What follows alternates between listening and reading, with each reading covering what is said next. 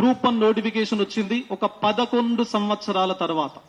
అంటే 2011లో వచ్చినటువంటి నోటిఫికేషన్ తర్వాత మళ్ళీ నోటిఫికేషన్ మన రాష్ట్రంలో రాలేదు. 2022 లోపల నోటిఫికేషన్ వచ్చింది. మరి ఈ నోటిఫికేషన్ బేసిక్ గా నియామకాల ప్రక్రియ జరగాలి తెలంగాణ రాష్ట్రంలో అని చెప్పేసి 1969 నుంచి జరుగుతున్నటువంటి ఉద్యమం ఏదైతే ఉందో 3 బేసిక్ ప్రిన్సిపల్స్ రియలైజ్ కావాలి తెలంగాణ రాష్ట్రం లోపల అని చెప్పేసి నీళ్లు నిధులు నియామకాలు అనేటువంటి విషయం లోపల ప్రతి ఒక్క తెలంగాణ పౌరుడు ఉద్వేగపరంగా వారి వారి స్థాయి లోపల వారి వారి పరిధి లోపల వారికి ఉన్నటువంటి సమయం లోపల వాళ్ళు రోడ్లెక్కారు, నిరసన వ్యక్తపరిచారు, రాస్తా రోకోలు చేశారు, సమ్మెలు చేశారు. అనేక రకాల కార్యకలాపాల వల్ల తెలంగాణ రాష్ట్రం సిద్ధించినటువంటి విషయం అందరికీ తెలిసినటువంటి విషయమే.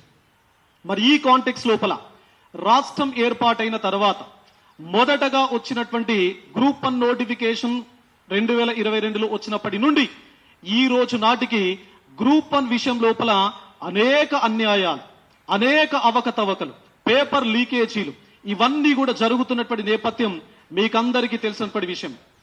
మరి ఇప్పుడు మార్చి 10వ తారీఖున ఏదైతే గ్రూప్ 1 మెయిన్స్ కు సంబంధించిన రిజల్ట్స్ ను అనౌన్స్ చేయడం జరిగిందో టీజీపీఎస్సీ వాళ్ళు, ఆ రిజల్ట్ వెనక ఆ రిజల్ట్ ను ఒకసారి ఒక కామన్ మ్యాన్ తెలంగాణ రాష్ట్రం లోపల ఎవరికైనా గనక చూపిస్తే ఆ రిజల్ట్ యొక్క నేపథ్యం ఒకసారి ఒక 1 అవర్ గనక అనాలిసిస్ చేస్తే అందులో ఎంత దారుణమైనటువంటి అన్యాయాలు జరిగాయో మనకు కళ్ళకు గట్టినట్టుగా తెలుస్తా ఉంటది. మరి ఏంటి అసలు ఏం జరిగి ఉంటుంది అంటే మొదటి నుంచి రైట్ ఫ్రమ్ ద బిగినింగ్ గత ప్రభుత్వం ఉన్నప్పుడు వచ్చినటువంటి నోటిఫికేషన్ నుంచి ఈ ప్రభుత్వం మొన్న రిలీజ్ చేసినటువంటి మెయిన్స్ రిజల్ట్ వరకు గ్రూప్ 1 విషయం లోపల ఎవరైతే గత 10 సంవత్సరాల నుంచి, గత 5-6 సంవత్సరాల నుంచి, గత 2-3 సంవత్సరాల నుంచి సీరియస్ గా ప్రిపేర్ అవుతున్నటువంటి కాంపిటేటివ్ ఆస్పిరెంట్స్ కి తీవ్రమైనటువంటి అన్యాయం జరిగింది. మరి మొదటగా వచ్చినటువంటి నోటిఫికేషన్ గత ప్రభుత్వం లోపల మనకు జీవో నంబర్ 55 ప్రాతిపదికన ప్రభుత్వాలు ఏమైనా ఉండొచ్చు, బట్ ఒక నిరుద్యోగ పక్షపాతిగా నిరుద్యోగులకు న్యాయం జరగాలి అని చెప్పేసి ఒక దృఢమైనటువంటి కాంక్ష ఉన్నటువంటి వ్యక్తిగా గత ప్రభుత్వం ఇచ్చినటువంటి జీవో నంబర్ 55 ఒక సోషల్ జస్టిస్ కు మరొక రూపం. అలాంటి సోషల్ జస్టిస్ కు కారణమైనటువంటి జీవో నంబర్ 55 ని కొట్టేశారు ఈ ప్రస్తుత ప్రభుత్వం. దాన్ని తీసి జీవో నంబర్ 29 తీసుకురావడం జరిగింది. మరి అప్పుడు ఉన్నప్పుడు గత ప్రభుత్వం టైం లోపల పేపర్ లీకేజీ జరిగింది అని చెప్పేసి, మరి ఈ పేపర్ లీకేజీ ఫలితంగానే ఇక్కడ కూర్చున్నటువంటి ఎవరైతే మా గ్రూప్ 1 పిల్లలు ఉన్నారో ఇక్కడికి రానటువంటి కొన్ని వేలాది మంది, లక్షలాది మంది గ్రూప్ 2, గ్రూప్ 1, డిఎస్సికి సంబంధించి 3కి సంబంధించినటువంటి అభ్యర్థులు తెలంగాణ రాష్ట్రం లోపల జిల్లాల లోపల కూడా ఉన్నటువంటి అభ్యర్థులు ఎవరైతే ఉన్నారో మాకు అన్యాయం జరుగుతుంది, ఇలా ఉంటే పేపర్ లీకేజీ గ్రూప్ 1 విషయమే కాదు రేపు గ్రూప్ 2లో జరగవచ్చు, డిఎస్సిలో జరగవచ్చు అనేటువంటి ఒకే ఒక కారణంతో మాకు అన్యాయం జరగొద్దు అనేటువంటి ఒక లక్ష్యంతో అందరూ కూడా గత ప్రభుత్వానికి వ్యతిరేకంగా రోడ్లు ఎక్కడం జరిగింది. దాని ఫలితంగా ప్రభుత్వమే మారిపోయింది. కేవలం నిరుద్యోగుల యొక్క కృషి వల్ల, నిరుద్యోగుల యొక్క ఉద్యమ పంథా వల్ల, నిరుద్యోగుల యొక్క కంట్రిబ్యూషన్ వల్ల ప్రభుత్వం మారింది. మరి కొత్త ప్రభుత్వం వచ్చినప్పుడు ఈ ప్రభుత్వం తప్పనిసరిగా నిరుద్యోగుల యొక్క ఆకాంక్షలను నెరవేరుస్తాము అనేటువంటి ఒక హామీతో, మేము జాబ్ క్యాలెండర్ ను ఇంప్లిమెంట్ చేస్తాము అనేటువంటి ఒక హామీతో, నిరుద్యోగులకు సంబంధించినటువంటి ఏవైతే డిమాండ్స్ ఉన్నాయో, ఏవైతే ఆకాంక్షలు ఆస్పిరేషన్స్ ఉన్నాయో వాటిని తప్పనిసరిగా ఫుల్ఫిల్ చేస్తాము అనేటువంటి ఒక లక్ష్యంతో ఈ ప్రభుత్వ ఏర్పాటు జరిగినప్పుడు మరి గ్రూప్ 1 అనేది అది చిన్న స్థాయి ఉద్యోగం కాదు కదా. భారతదేశం లోపల యూపీఎస్సీ సివిల్ సర్వీసెస్ ఏదైతే ఉన్నతమైనటువంటి జాబో మరి రాష్ట్ర స్థాయి లోపల ఉన్నతమైనటువంటి జాబ్ మనకు గ్రూప్ 1 ఎగ్జామ్. మరి ఇలాంటి గ్రూప్ 1 పరీక్షకు సంబంధించి లీకేజీ జరిగినటువంటి విషయం ప్రస్తుత ప్రభుత్వానికి తెలుసు. మరి లీకేజీ జరిగినటువంటి విషయం లోపల ఎందుకు లీకేజీ జరిగింది, అప్పుడు తయారైనటువంటి ప్రశ్నాపత్రాలు ఏవైతే ఉన్నాయో అంటే ప్రిలిమ్స్ లీకేజీ కాదు, అప్పుడు తయారైనటువంటి మెయిన్స్ ప్రశ్నాపత్రాలను మొన్న జరిగినటువంటి గ్రూప్ 1 లోపల మీరు అవే ప్రశ్నలు ఇవ్వడం అనేది దాని వెనుక ఆంతర్యం, దాని వెనుక అంతరార్థం ఏంటో నాకే తెలియదు. మరి తప్పనిసరిగా చాలా మంది అభ్యర్థుల నుంచి కొన్ని ప్రశ్నలు స్వయాన నా వైపు నుంచి మీడియా పక్షాన తెలంగాణ రాష్ట్ర ముఖ్యమంత్రి వర్యులు శ్రీ రేవంత్ రెడ్డి గారిని అడుగుతున్నాం. అదేవిధంగా టీజీపీఎస్సీ చైర్మన్ గారు శ్రీ బుర్రా వెంకటేశం ఐఏఎస్ గారిని ఇక్కడ ఈ ప్రెస్ క్లబ్ నుంచి మేము తప్పనిసరిగా అడగదలుచుకున్నాం. కొన్ని ప్రశ్నలు మా వైపు నుంచి, మా అంటే ఇక్కడ నిరుద్యోగుల వైపు నుంచి అనేటువంటి విషయాన్ని దయచేసి అర్థం చేసుకోవాలి. మొదటి ప్రశ్న, మీరు గ్రూప్ 1 పరీక్షలకు సంబంధించిన రిజల్ట్ను ఇచ్చిన తర్వాత గ్రూప్ 2కు సంబంధించిన రిజల్ట్ ఇచ్చారు. నిన్న గ్రూప్ 3కి సంబంధించిన రిజల్ట్ ఇచ్చారు. మరి 2 and 3 లోపల మీరు జిఆర్ఎల్ చాలా స్పష్టంగా క్లియర్ గా మెన్షన్ చేయడం జరిగింది. మరి 2లో 3లో ఇచ్చినటువంటి జిఆర్ఎల్ గ్రూప్ 1 కాంటెక్స్ లోపల ఎందుకు ఇవ్వలేదు? అంటే జిఆర్ఎల్ ఇస్తే ఎవరికి ఎన్ని మార్కులు వచ్చాయి, వాళ్ళ నేపథ్యం ఏంటి, వాళ్ళు నిజంగానే సీరియస్ కాంపిటేటివ్ ఆస్పిరెంట్సా లేదా నాన్ సీరియస్ ఆస్పిరెంట్సా, పబ్లిక్ డొమైన్ లో పెడితే తెలంగాణ రాష్ట్ర సమాజానికి తెలుస్తుంది అనేటువంటి భయమా మీకు ఏమైనా ఉందా? అట్లా ఎందుకు జిఆర్ఎల్ మీరు ఇవ్వలేదు? మిగతా అన్ని రకాల ఎగ్జామ్లకు జిఆర్ఎల్ ఇచ్చినప్పుడు గ్రూప్ 1 విషయం లోపల అది ప్రతిష్టాత్మకమైనటువంటి పరీక్ష అయినప్పటికీ అది గతం నుంచి ప్రస్తుతం వరకు అనేక ఒడిదొడుకులకు లోనైంది అనేటువంటి విషయం మీకు స్పష్టంగా తెలిసినప్పటికీ ఎందుకు జిఆర్ఎల్ మీరు ఇవ్వలేదు? దాని వెనుక ఏమైనా కుట్ర దాగుందా? దాని వెనుక ఏమైనా అంతరార్థం ఏమైనా ఉందా? సో తప్పనిసరిగా మీరు నిన్న కాక మొన్న ఒక ప్రెస్ నోట్ రిలీజ్ చేయడం జరిగింది. ఆ ప్రెస్ నోట్ లోపల చాలా రకాల అంశాలను మీరు స్పృశించారు. మరి ఆ విధంగా స్పృశించినప్పుడు ఎందుకు జిఆర్ఎల్ పైన ఆ ప్రెస్ నోట్ లోపల మీరు మాట్లాడలేదు? మీరు అనేక అంశాలకు సమాధానం చెప్పే ప్రయత్నం మీ వైపు నుంచి చేసినప్పుడు జిఆర్ఎల్ పైన మీరు ఎలాంటి కమెంట్, ఎలాంటి ఎక్స్ప్లెనేషన్, ఎలాంటి డిస్క్రిప్షన్ మీ వైపు నుంచి ఎందుకు ప్రెస్ నోట్ లోపల ఇవ్వలేదు? నంబర్ 1. నంబర్ 2, రెండవ ముఖ్యమైనటువంటి అంశం, 2022 లోపల వచ్చినటువంటి నోటిఫికేషన్ కాంటెక్స్ లోపల తయారైనటువంటి ప్రశ్నాపత్రం లీకేజీ అయ్యింది అని చెప్పేసి ఎగ్జామ్ ను క్యాన్సిల్ చేశారు. కేవలం ప్రిలిమ్స్ ప్రశ్నాపత్రాలు లీకేజ్ అయ్యాయి అని చెప్పేసి ఎగ్జామ్ ను క్యాన్సిల్ చేశారు కదా. మరి అప్పుడు మెయిన్స్ పేపర్ కూడా తయారైంది కదా. మరి తయారైనటువంటి మెయిన్స్ పేపర్ ఇప్పుడు యాజ్ ఇట్ ఈజ్ గా మొన్న జరిగినటువంటి 2024 అక్టోబర్ 21 నుంచి 27 మధ్యలో జరిగినటువంటి మెయిన్స్ పేపర్ లోపల గతంలో తయారైనటువంటి మెయిన్స్ పేపర్స్ రిఫ్లెక్ట్ అయ్యాయి అని చెప్పేసి అనేక మంది అభ్యర్థులు ఆందోళనకరంగా ఉన్నారు. మరి దానికి మీ వైపు నుంచి ఏం సమాధానం చెప్పదలుచుకున్నారు? నంబర్ 3, మూడవ ముఖ్యమైనటువంటి అంశం ఏంటి అంటే అసలు ఎవరి చేత మీరు ఈ ప్రశ్నాపత్రాలను దిద్దించారు? మొదటగా ఏదైతే మెయిన్స్ ప్రక్రియ ఎప్పుడైతే స్టార్ట్ అయిందో, ఏది కరెక్షన్ ఆర్ ఇవాల్యుయేషన్ ప్రాసెస్ కు సంబంధించిన ప్రక్రియ స్టార్ట్ అయినప్పుడు యూపీఎస్సీ స్టాండర్డ్స్ ను మీరు ఫుల్ఫిల్ చేస్తూ యూపీఎస్సీ స్టాండర్డ్స్ కి ఏమాత్రం తీసిపోని విధంగా మేము ఇక్కడ ఇవాల్యుయేషన్ ప్రాసెస్ చేస్తాము అని చెప్పేసి గతం లోపల ఉన్నటువంటి టీజీపీఎస్సీ చైర్పర్సన్ గారు చెప్పారు.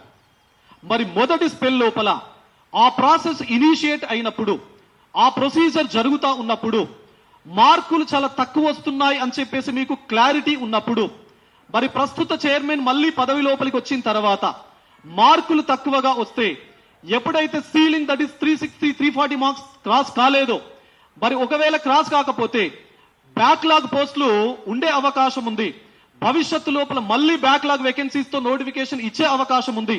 అలాంటి పరిస్థితి రావద్దు అని చెప్పేసి మీరు ప్రతి ప్రశ్నకు 1-2 మార్కులు పెంచండి, లిబరల్ గా ఇవాల్యుయేషన్ ప్రాసెస్ కు మీరు ప్రాసెస్ చేయండి అని చెప్పేసి చెప్పినప్పుడు, మరి మొదటి స్పెల్ లోపల ఎవరైతే అభాగ్యులు అని చెప్పేసి పదాన్ని నేను వాడుతా ఉన్నా, మొదటి స్పెల్ లోపల తక్కువ మార్కులు పొందినటువంటి వ్యక్తులకు మీరు ఏం సమాధానం చెప్తారు?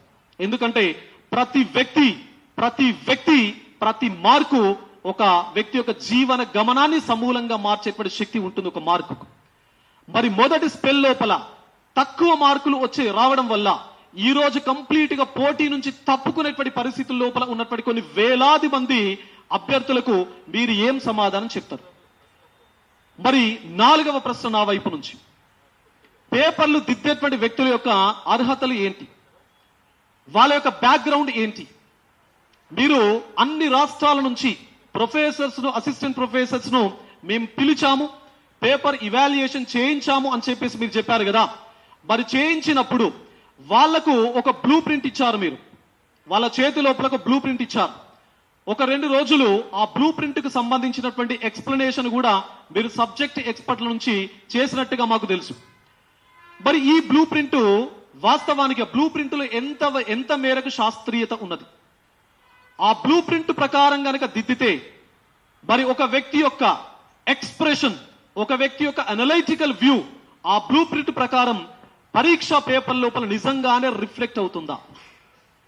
నేను అడుగుతున్నాను. మీరు ఇచ్చినటువంటి బ్లూ ప్రింట్ లో ఒక ప్రశ్న, ఫర్ ఎగ్జాంపుల్ ఒక ప్రశ్న ఉంది, జాతీయ ఆదాయాన్ని నిర్వచించండి అని చెప్పేసి ఒక ప్రశ్న ఉంటుంది. జాతీయ ఆదాయాన్ని నిర్వచించండి అనేటువంటి ప్రశ్నకు 100 ఆన్సర్స్ రాయొచ్చు. జాతీయ ఆదాయం యొక్క నిర్వచనం పైన 100 మంది ఎకానమిస్టులు, 100 సంస్థలు, 100 మంది స్కాలర్స్ చాలా రకాల డెఫినేషన్స్ ఇచ్చారు. మరి ఈ 100 మంది లోపల రాస్తున్నటువంటి 1000 మంది యువత, 1000 మంది అభ్యర్థులు రకరకాల స్టాండర్డ్ డెఫినేషన్స్ రాసుంటారు.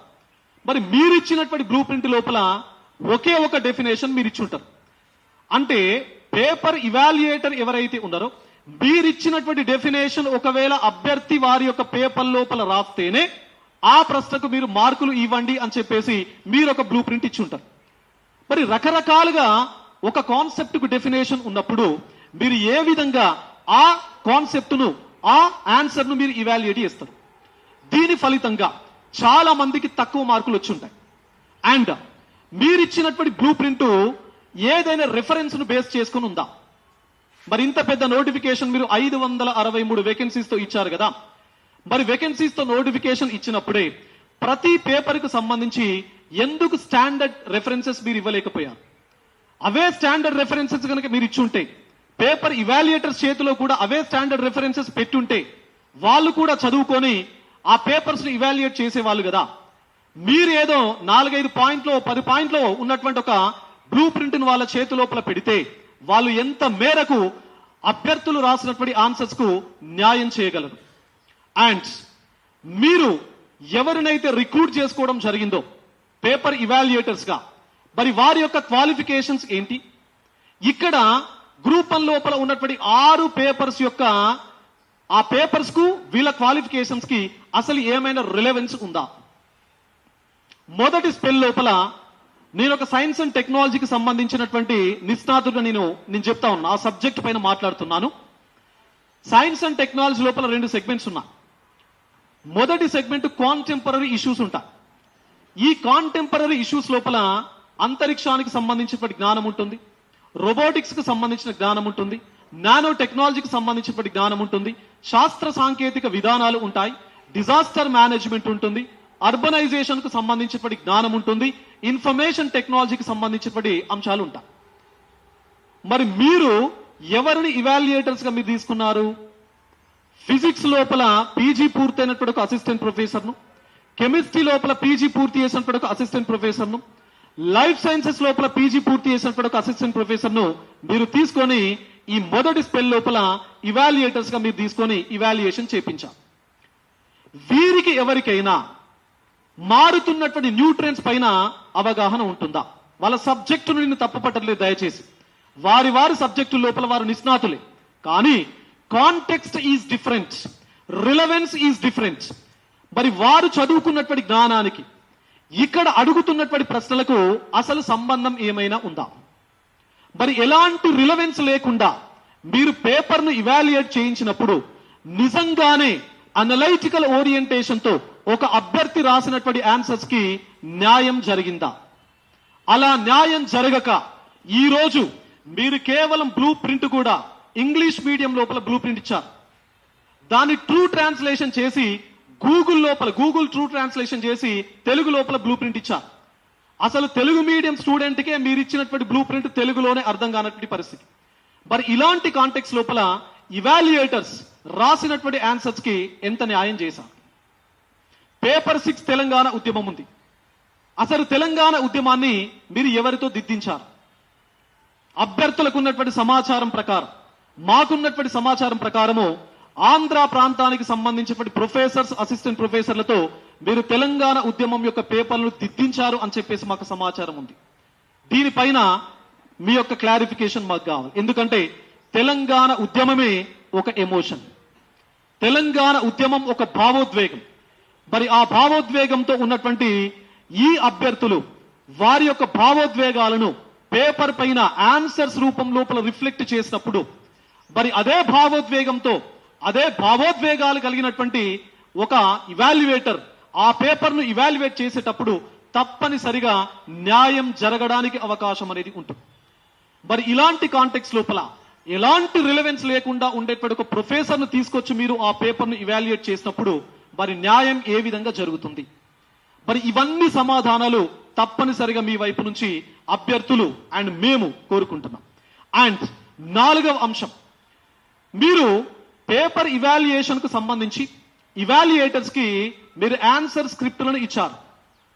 ఒక స్క్రిప్టును ఎన్ని నిమిషాలు దిద్దమని చెప్పేసి వారికి మీరు ఇన్స్ట్రక్షన్స్ ఇచ్చారు. మాకున్నటువంటి సమాచారం ప్రకారం ఒక 50 మార్కుల సెగ్మెంట్ అంటే ఒక యూనిట్, ఒక పార్ట్ ఏదైతే ఉందో, ఒక పార్ట్లో 5 యూనిట్స్ ఉంటా అంటే 50 మార్కులు ఉంటా. ఈ 50 మార్కుల పార్ట్ను దిద్దాలి అని చెప్పేసి రోజుకు ఒక ఇవాల్యుయేటర్ కు మీరు 80 పేపర్లు ఇచ్చినట్టుగా మాకు సమాచారం ఉంది. అంటే 80 స్క్రిప్టులు ఒక అభ్యర్థికి అంటే ఇవాల్యుయేటర్ కి ఒక రోజుకి ఇస్తే, ఆ ఇవాల్యుయేటర్ ఒక రోజులో 8 గంటలు ఇవాల్యుయేషన్ చేస్తే 50 మార్కులకు సంబంధించి 8 గంటలు అంటే 480 నిమిషాలు. 480 నిమిషాల లోపల ఒక ఇవాల్యుయేటర్ 80 స్క్రిప్టులు దిద్దితే యావరేజ్ గా 50 మార్కులు అంటే 5 ప్రశ్నలు. 5 ప్రశ్నలు దిద్దడానికి 480/80 మనకు మొత్తం 6 నిమిషాల టైం పడుతుంది. అంటే 5 ప్రశ్నలు 50 మార్కులు 6 నిమిషాలు. అంటే సగటున నిమిషం 15 నిమిషం 20 నిమిషాల లోపల ఒక 10 మార్కుల ప్రశ్నను ఒక ఇవాల్యుయేటర్ ఎంత చదువుతాడు? 2 పేజీలు చదివి ఆ ఉన్నటువంటి ఆన్సర్ ను అనాలిసిస్ చేసి ఆ ఆన్సర్ నిజమేనా కరెక్ట్ గా ఉందా అని చెప్పేసి ఆ ఇవాల్యుయేటర్ భావించి మార్కులు వేస్తే నిమిషం 15 నిమిషం 20 నిమిషాల లోపల వేయగలడా? మరి అంత హడావిడిగా అంత ఆతృతతో దిద్దించాల్సినటువంటి అవసరం ఏమొచ్చింది? నవంబర్ 1 నుంచి జనవరి 31 వరకు 3 నెలలుగా మీరు 6 పేపర్లకు సంబంధించి ఇంగ్లీష్ తో కలిపి 7 పేపర్లకు సంబంధించినటువంటి ఇవాల్యుయేషన్ ప్రాసెస్ ను మీరు పూర్తి చేశారు కదా. జనవరి 31 ఎందుకు కట్ ఆఫ్? మీకు జనవరి 31 ఎందుకు కట్ ఆఫ్? మీరు మొన్న రిలీజ్ చేసినటువంటి ప్రెస్ నోట్ లోపల ఒక పదాన్ని, ఒక అంశాన్ని, ఒక లైన్ ను చాలా క్లియర్ గా మెన్షన్ చేశారు కదా. మీరు ఏం మెన్షన్ చేశారు? సోషల్ మీడియా లోపల కొన్ని వదంతులు, కొన్ని పుకార్లు కంప్లీట్ గా స్ప్రెడ్ అవుతున్నాయి. ఇవాల్యుయేషన్ అవకతవకలు జరిగాయి అని చెప్పేసి, కుట్రలు జరిగాయి అని చెప్పేసి మా పైన కొన్ని పుకార్లు వస్తున్నాయి, ఇవి నమ్మకండి అని ఒక ప్రెస్ నోట్ మీరు రిలీజ్ చేశారు కదా. మరి ఆ ప్రెస్ నోట్ లోపల ఇంకొక మాట కూడా మీరు మాట్లాడారు కదా, TSPSC is a recruiting agency.